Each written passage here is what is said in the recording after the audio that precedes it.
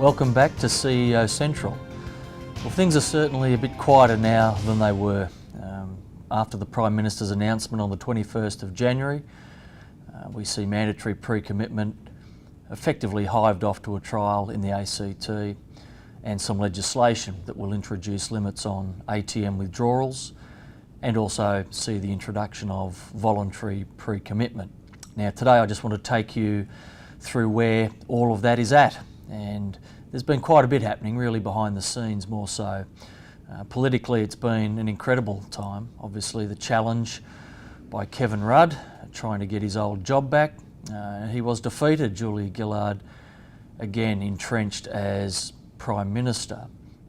And look, we would expect there to be a fairly stable environment now leading through to the next election in the second half of 2013. And what does that mean for us? Well, we have to try and manage the legislative process. We've seen a draft bill that's been out for public discussion, and we would expect to see legislation introduced into the Parliament in March this month, perhaps in a couple of weeks. And from there, it could get interesting. We've seen Andrew Wilkie do yet another backflip. He's hard to read, this bloke. This time he is saying that he will not support the legislation that the government wants to put in for voluntary pre-commitment and for the ATM withdrawals. Let's see what he does when the legislation actually hits Parliament. We would expect it to pass the lower house. The position of the coalition at the current time is unknown. They're keeping their powder dry.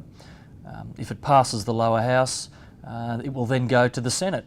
And at that point, we need to know what the Greens and Mr Wilkie and Mr Xenophon are going to do. It would be, I think, unlikely for the government to introduce legislation that was doomed to fail. They don't want to do that, nor should they. So will Mr Wilkie again backflip? What position will the Greens take? Will they accept some reform as against none if they elect to vote against it? All of these things are out of our control. We will be watching very closely, obviously, as this process kicks off late in March. We have very little control over the political shenanigans that will occur around this legislation. We need to work on the assumption that the legislation will be introduced and will pass, and that voluntary pre-commitment and $250 daily withdrawal limits will become a reality at some stage. So we need to get that legislation into the best possible shape, and Josh Landis and his team are currently doing that. Obviously there will be issues for clubs. It will be difficult for some to comply with the new rules, and we have to make sure that we provide all the assistance that we can and that there are protections built into the legislation so that clubs that do struggle to comply can be looked after. Again, we will see the final form of the legislation and advise clubs accordingly.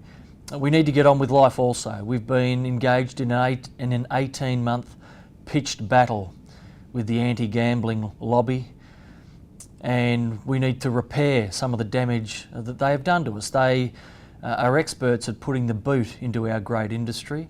Unfortunately, some of the mud that they've thrown at us has stuck. And so Clubs New South Wales is already developing a strategy to reposition our industry, to tell the community, remind them again of the great organisations that clubs are and the great work that they do, and to let everybody know that we are serious about helping problem gamblers. We always disagreed with the licence to punt, but we always agreed that more needed to be done. So you will see more on that as Clubs New South Wales seeks to rebuild and reposition our industry. We think that's important, and you'll hear a lot more about that in coming months.